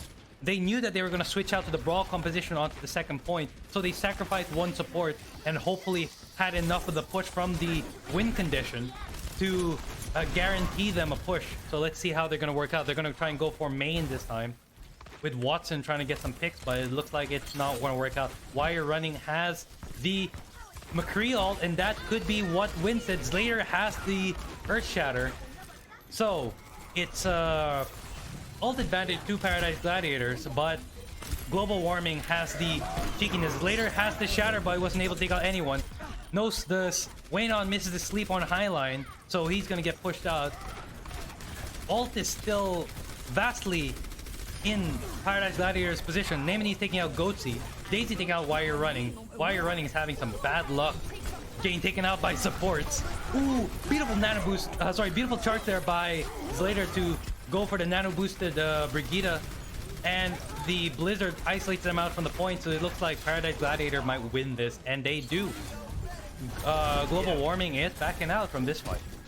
Yeah, but one thing that I want to note is that's a little bit too many ultimates that I would have liked to not see utilized. I mean, they did end up having to use those ults in order to win the fight, but I would have liked to see them save a couple more, because now, as we push forward into this next fight, you're going to have Goatsy coming up on the Earth Shatter, Watson on the D.Va Bomb, you're going to have Calyx coming up on Blizzard. That's three big high-value ultimates that there's just nothing to counter it on the opposing side for Gladiators. So we better hope that... Paradise Gladiator is going to have to either pull up a very good Mei wall, or they're going to have to start taking out those people with the ultimates, or else they're going to get squeezed out into the fight. The bongo's already dropped by Lenyon with the damage boost by Audi, the double damage boost. I don't know if that was the smart move to do there, but it was a move. There's the Blizzard by Calyx. It looks like it's going to freeze out the rest. The Shatter there just proving, well, enough to finish out the fight, and it looked like Global Warming is going to just clean out the rest of Paradise Falls here. Why Are You Running is going to have to take a quadruple Shatter, but he gets taken out either. This is going to go to Global Warming with 1 minute 42 on the time bank. All Paradise Gladiators have to do here is just stall out as much of the time bank as possible. Maybe get them down to 1 minute to make it an even fight. But it looks like Global Warming isn't going to have any of that nonsense here. Highline is just stalling out the point with the Lucio. Paradise Gladiators playing it smart. They're trying to get as much of the time as possible. Moving out. Ooh, but Why Are You Running is going to get blocked out there. Taking out Daisy. That's one. That's a consolation prize, if ever. Wayne Hun just cleaning it out, but surprisingly enough, they still have actually still sustained it. They still sustained it. Somehow, the picks from the uneven picks from Paradise Gladiators have actually staggered out global warming, and I'm still puzzled as to what just happened. I mean, that's 2 CP for you. You just get the stall back in, and now the swap's coming back over to the original compositions later, coming up onto the shatter, and then it's basically no ultimates available for global warming. What just happened that global warming gave up the point? They had everything in the bag, and somehow it's there's the shatter by Slayer, but he gets countered by, it looks like either a sleep or something, but it looks like he wasn't able to get out. He gets frozen out, and it's just another brawl on point. But it seems to be no picks from both teams. Slater's gonna get isolated by that Maywall. That's very dangerous. He could get taken out, but he gets saved by the rest of his team. Slater takes out Banterman. Paradise Gladiator is doing such a great effort here to stall out the point that they haven't even gotten to the third pick, and they're about to stall it out to overtime. The Lucio beat saving them from the blizzard. Waynon switched to the Zarya that has gotten nano boosted, but he's gonna get taken out, and it looks like Paradise Gladiator have won that last point here on Anubis. That's 1 point down. Yeah, great play there from the Gladiators. I was really impressed with how they were able to pull back the basically getting team wiped at the start of that push, or the push beforehand, and then getting back onto the point and figuring out a way to get the to take those ults that were utilized and just run back over them. So Paradise Gladiators doing a great job overall, I think, in the mid fight, and just finding picks. Audi swapped to the Moira there halfway through, and actually, normally Moira can be kind of a feast or famine pick, but it did find big value with the Coalescence, canceling the Shatter from Watson, I believe, and then from Goatsy. Goatsy was on the Reinhardt, my bad. Yeah, sorry, Goatsy was on the Reinhardt, yes. Yeah, so canceling out the Shatter from him, and then finding an additional pick after that. So ends up being a good ultimate to be able to use, despite just swapping over there in order to stall out the point. Okay, and now we have Paradise Gladiator on attack with global warming on defense. Now, apparently our worst fears come to truth here. Zach, it looks like Paradise Gladiator is running dive.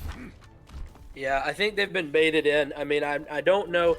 Maybe they are able to pull this off with the ball. The ball is not what they were playing before, and it's later on the Winston as opposed to the Diva. So this could be a lot different. I mean, it's a different type of dive than they were running before. Yeah, it seems to be they're running the ball dive. So let's see how fast they can get the Hammond up the back line to satisfy that win condition. But they're now running double shield. Sorry, global warming's now running double shield with the Sigma Watson. This might work in their favor. Double shield against dive. I have the fight on dive on this. Let's see how they're gonna pull it out. They're playing split, so the dive could definitely dive the high ground there with the three characters. So Goatsy with a double kill, already taking out Slater and Nemesis. Lanyon taking out Calyx, but it looks like Calyx is running the Junkrat. So depending on how accurate that Junkrat is, this might not go Paradise Gladiator's way. Now, are they gonna fish? Are they gonna try and push this dive comp, or are they gonna go switch compositions? Let's see how it goes. They know that they're running double shield, so the dive comp might stick, but they might switch dive priorities in the next team fight, unless they're gonna try and force this fight without even waiting for the respawns. Calyx and Banterman taking out Audi, and why are you running? This is now a prime time for Paradise Gladiator to stagger out. They are not gonna win this fight unless they're trying to get picks. At this point in time, they might be able to get a tick, but it looks like global warming is just too cohesive here. Paradise Gladiators have to back out now if they want to have any chance of winning this fight. Yeah, I'm not sure why the minefield was thrown in there. I feel like that they were already kind of down in the fight, and the minefield just wasn't necessary. Maybe, like you said, they were trying to get a tick, but just weren't successful. That could have been what they were doing. But now it's going to be the Nano Boost online for Audi, and Slater has the Monkey ult. But, as we can see, Banterman has Bob. So Bob could do great at stalling out this point and just allowing some free repositioning for global warming. All right, there's the Genji Blade by Nemesis that we just completely forgot. He might actually take out. Oh, but the Baptiste all cancels it. We might be able to get a hit. Why are you running? Takes out 3 with the pulse bomb. the beautiful combination of forcing them to go under the Baptiste ult and comboing it with the Tracer ult takes them first point, and they wipe out the entire map. I mean, they wasted a lot of ults in it, so I don't know whether that should have been a factor or not, but that was a beautiful play nonetheless. Yeah, while you're running, just had the hero play there. I mean, much like that first point, stall and hold for the Gladiators on King's Row, where Why Are You Running just got 4 or 5 kills. That's exactly what happened there, fighting the big pulse bomb. Really happy about that. Now Why Are You Running, finding some interesting pick onto the Symmetra. I do like the idea, particularly against double shield. Now, what the Gladiators have to do here now is that they have to burn out as much of Global Warming's ult as possible, or else they're gonna have to get into a top 5. There's Calyx with the Junkrat tire.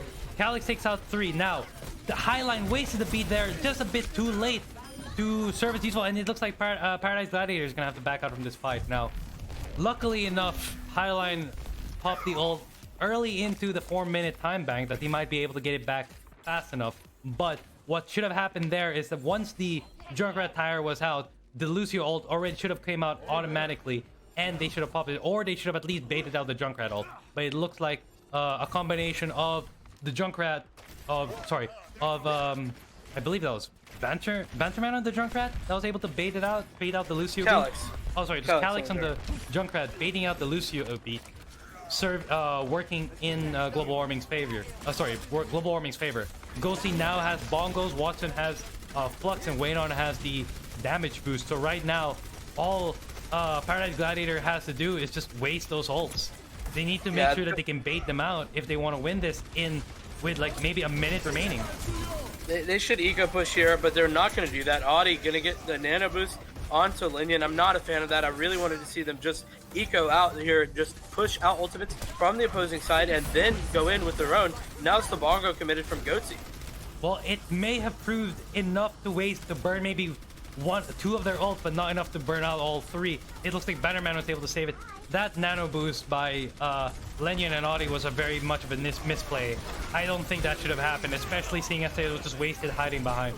Paradise Gladiator have to just burn out as much of their ult and then stagger as fast as possible. With 2 minutes and 24 seconds left on the clock, they need to get up to the tick, or else they're not going to win this fight. This is going to go Paradise Fall's way.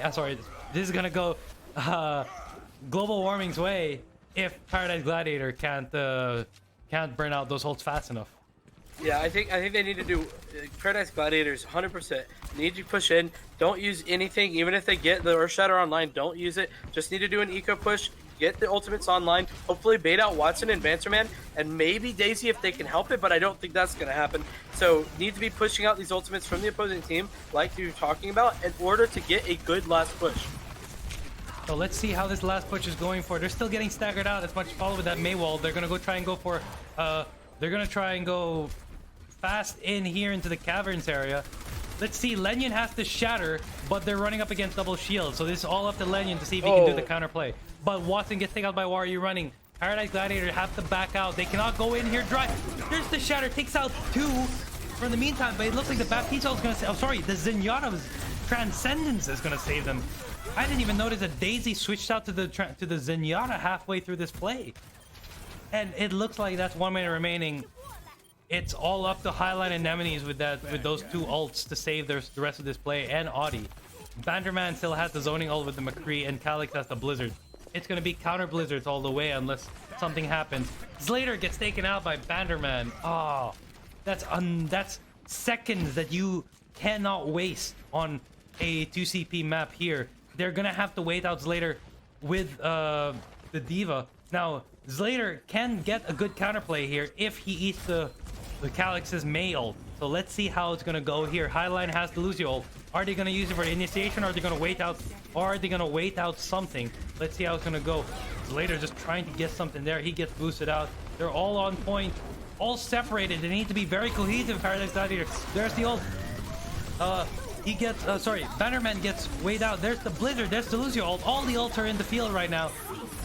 It's gonna be anyone's game. Whoever gets isolated here. Looks like there's no pick. Why are you running? Taking out Calyx. Bannerman takes out Nemesis. That's 2 down for Paradise Gladiators. Global Warming can still win this. Let's see how they're gonna respond. Slater has the Diva Bomb. Let's see how it's gonna go. Steve Bone gets broken, but it's not enough. But it does zone him out of the point. They have a tick, but not enough of a tick. It's going to be global warming. It's gonna have to. Sorry, Paradise Gladiator is gonna have to pull out something magical, but it looks like global warming is gonna win this. Oh, they've switched out to the stall comps already at overtime, and all global warming have to do is just clean this up. They have a Flux that's taking out the Lucio.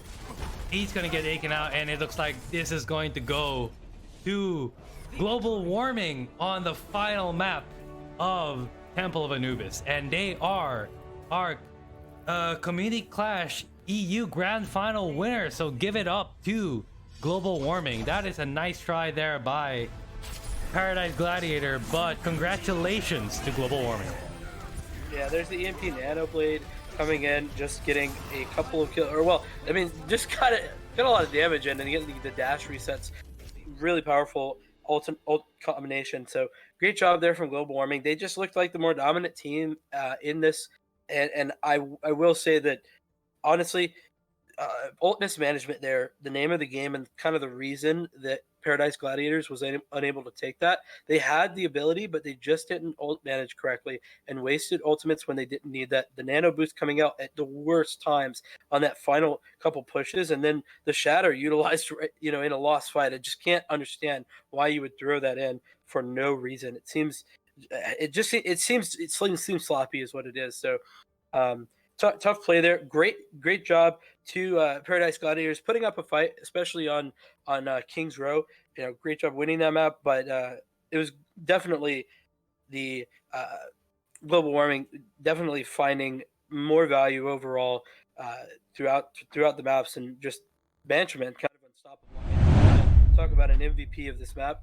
This match in general, Banchaman has to be in the conversation. I'm very sure Banchaman is a MVP for those DPS picks. You have to give the man credit. He did prove key, especially in those team fights against Paradise Gladiators. So congratulations to global warming, making it all the way this deep into the EU Grand Finals and winning it. But again, this was such a great matchup. I mean, you went all the way up into the last map. We went up to map 5 here, even though Paradise Gladiators were up a 1 map lead from the substitution by global warming. So even though we didn't have as much games, Paradise Gladiators still brought it back from the brink of those last 2 games. So you have to give them credit where credit's due. But obviously, all the glory goes to global warming. They played amazingly through all those games, and it was just only through grit and determination from Paradise Gladiator that global warming wasn't able to just finish it out to a 3-1 win. So congratulations to both teams, and congratulations to global warming for winning this entire thing out. Yep. So yeah, Zach, you may want to stick a little bit. We might actually get one of the players to hop onto the channel so we can get a little bit of a post-match interview. Maybe pick their brains a little bit and what was going on. From the looks of it, we might get Lijiang, the captain of Paradise Gladiators, on the channel, and let's see if we can go ask him a couple of questions. And maybe we can get the captain for global warming. We'll see. But Lijiang's going to be up there first. So yeah, so let's go wait for him and see if we can get some insight on what Paradise Gladiator was doing on those last 4 matches. Yeah, I'd be interested to ask about kind of where the dive comp idea was coming from, and see where what the thought process was running the dive on those first couple maps. So it should be interesting to see. Be excited to talk to him. Yeah, exactly. Oh, and speaking of which, we have Lijiang right here. So just to reiterate, we were just talking a little bit about the strategies that you guys were going through the entire time. I'd like to say congratulations for making it this deep into the community the Overwatch Discord Community Clash Grand Finals. Congratulations to making it into 2nd place. I know it was a very tough and uphill battle all the way, and you guys did superbly well on King's Row and on Anubis. But I'd like to get just some thoughts from you, Lijiang, on how the team was faring all throughout the entire 5 maps. Well, the first map we didn't play because it was a default Yeah, win it was for us. But the other 4 maps, like we were at beginning, we were pretty high spirits. Like we knew we could at least give them a good show. We heard about them before, and I think we've seen like lots of this before. So we knew what we were getting ourselves into, and like we wanted to win, but we didn't expect to originally. But it was a really good game. Near the ends, especially during King's Row, we decided to step into a new gear and give it our all. Yeah, I'd like to just And call out what you guys did on King's Row was amazing, especially on that last hold on the underpass, like on the under the bridge there in King's Row with that last minute shatter. So what was going on through your minds when you guys were going into King's Row? It just seems to be that for some reason you guys just woke up and everything clicked. So like Gibraltar, when you guys were running that dive composition, there just wasn't a little bit of a there wasn't just some cohesion when you guys were trying to go target calling, but in King's Row, everything seems to click perfectly. Yeah, our off tank he's quite good with comms, and normally he doesn't talk much when he's on off tank. So it's my job, but since he was playing the Reinhardt and I was on the Orisa, we were both shot calling, but I let him shot call movement paths and I called targets. So with that, we had a lot more cohesion as a team than on Gibraltar, where I was alone shot calling and pathing. So, yeah. Zach, of course, you have any questions as well? Yeah, I was just gonna say. So I really liked the call to back out on King's Row third point where where global warming just they used the Deadeye on the McCree and then nanoed the Reinhardt. You guys just backed all the way up. So you're saying that was the Orisa calling that? I was giving big props to them in the middle of that match. So that's really interesting. Glad to hear that. I was saying that was a great call from you guys. One other question I did have is particularly on Lijiang. Well, both Lijiang and Gibraltar, but it seemed like the dive comp was just a little bit staggered, just a bit of miscommunication happening.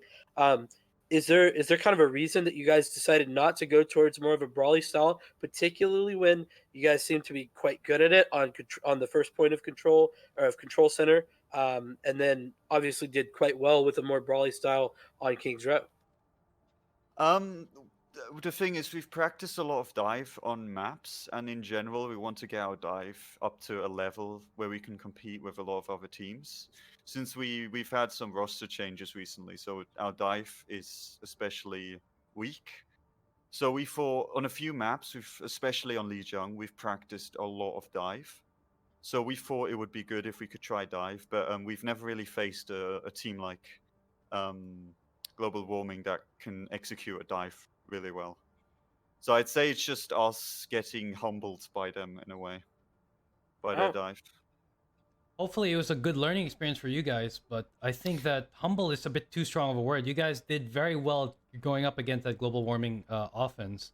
So props to you guys, even though it seems that it may have been like very difficult, but you guys did very, very well.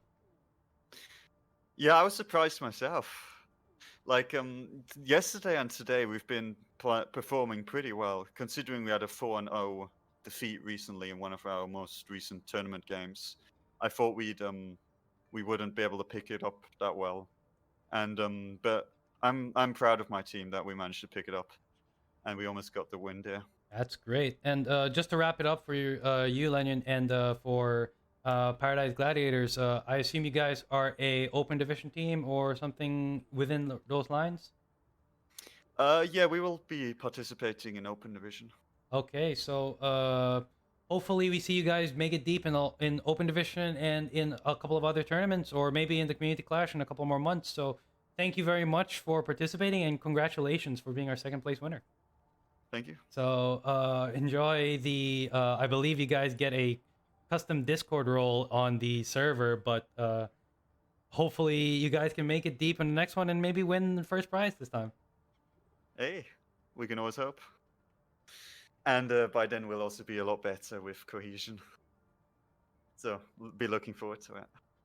Okay, thank you very much, Lenyon, and congratulations to all of you guys there in Paradise Gladiators. Thank you.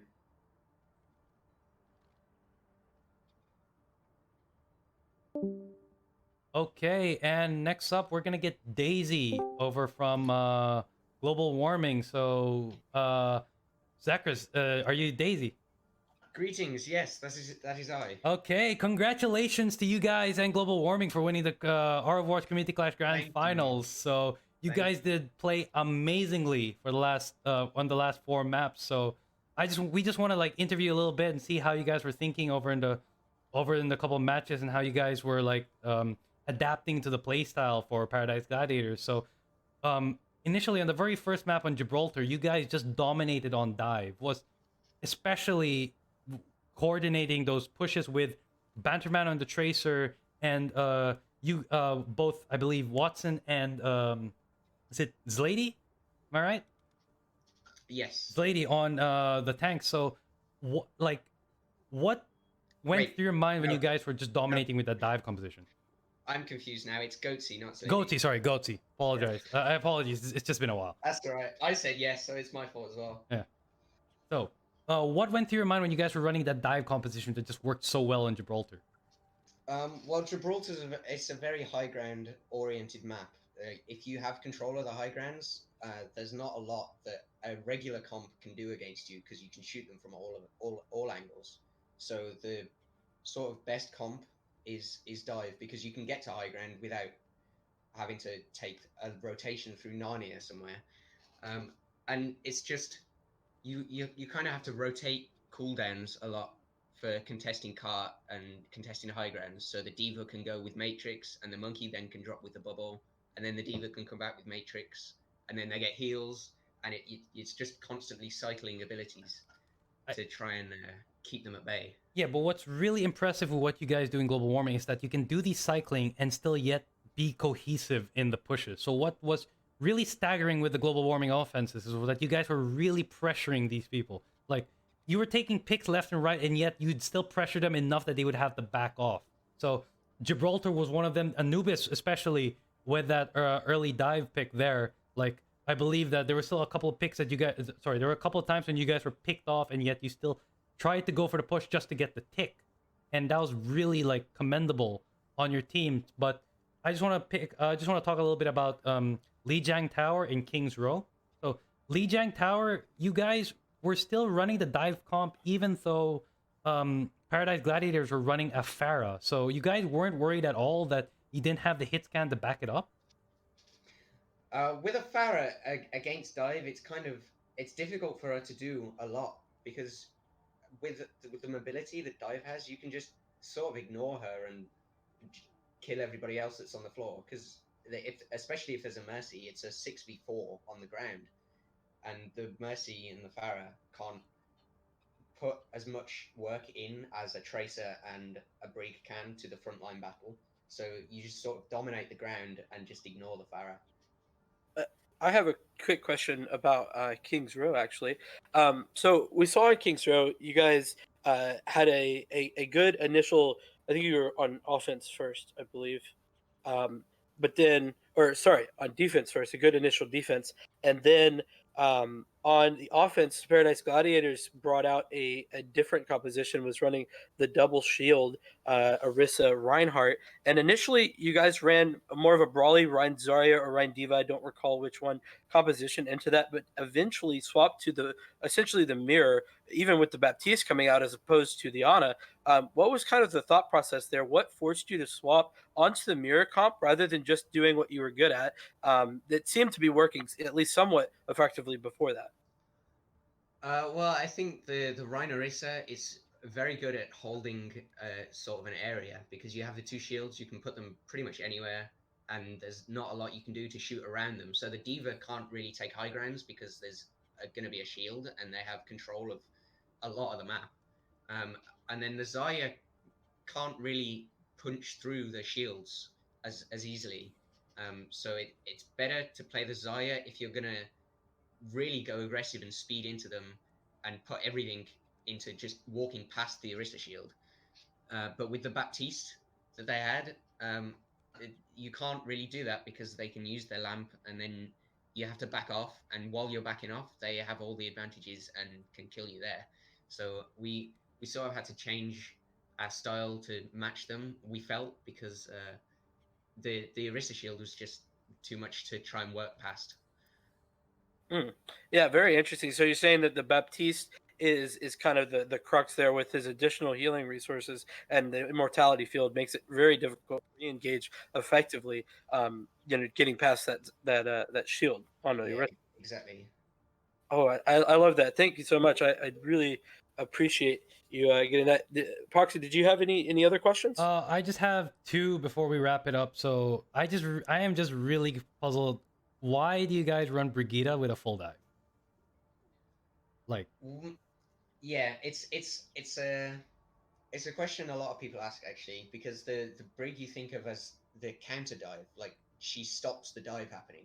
But also with the low health heroes, the squishies like Tracer and Sombra and protecting your Ana in the dive, or your Zen if you have one, she really excels, because those low health 50 armor to those low health heroes is a big, like it's a big bonus. Whereas with like a May and a Reaper, they've already got 250 health. They don't really need the extra 50 armor to be as successful. But giving it to the squishies, the Tracer, the Genji, the Sombra, any of that, it really helps them be aggressive and stay in the fight longer, so they can actually do anything really. that's actually true. That's great. Actually, we were joking on the cast that that we thought that you guys just ran the Brigidas exclusively so that Waynon has a bodyguard. So Pretty much, yeah. That's my job. Just armor pack the squishy DPS and just make sure that keep Waynon can Waynon get those alive. hits with the Yeah, sleeps. But exactly. Yeah. you guys did so well, because I remember saying that, and at the same time I think they counter dived you and you killed like two, so, or like one. So at this point in time, maybe I'm speaking a little bit of too much on the effectiveness of I'm sorry, I'm speaking too little on the effectiveness of Brigida in a dive comp. But that Yeah, was she's really some effective. great Overwatch there on the last couple maps. So thank you very much. Thank So just the last couple questions. You guys, the global warming, are you guys a tier 1 team, an open division team? Are we gonna be seeing you guys in the future in some community tournaments? Well, hopefully, we're not the newest team, but we're fairly new, so we should be getting into some more tournaments and hoping for big things in an open division, should they come to pass. Um, yeah, just hoping at the moment. I mean, based on your standings here in the community clash, you guys did very well. So I'm hoping that you guys do great in the community tournament circuit in the open division as well, and hopefully you guys make it deep in a lot of the big ones. So again, thank you very much for attending the community clash, and congratulations for being our community clash grand final winners. Thank you, thank you. All right, so thank you very much. So we are going to be ending the broadcast here. Thank you very much to our viewers. If you guys stuck around to the finals, so I'm just gonna do a little bit of housekeeping. I do apologize, but the EU Grand Finals are going to be canceled. The tournament winner for the the EU Grand Final. The tournament winner is the global warming, and I'm getting really confused. The NA Grand Final that's going to be happening later in this afternoon is going to be canceled due to unforeseen circumstances from the opposing team. So the NA Grand Final winner is the Timberwolves. For EU, the Grand Final winner is global warming. And that would be the end of the Community Clash for today. Thank you very much for you guys for sticking through with the broadcast and for watching the tournament and for attending them all the way from here in Barcelona. And Zach, I believe you're in NA, somewhere in NA. Yeah, that's right. Yep, NNA, that's right. So thank you guys very much for attending the broadcast. Zach, thank you very much for being my co-caster here. So if you guys have been watching the tournament, if you've been watching the Community Clash over its multiple iteration, you've understand that we brought in lots of co-casters and everything. So I just like to thank my co-host personally by, if you have any like social media you'd like to drop off, anything you'd like to promote, or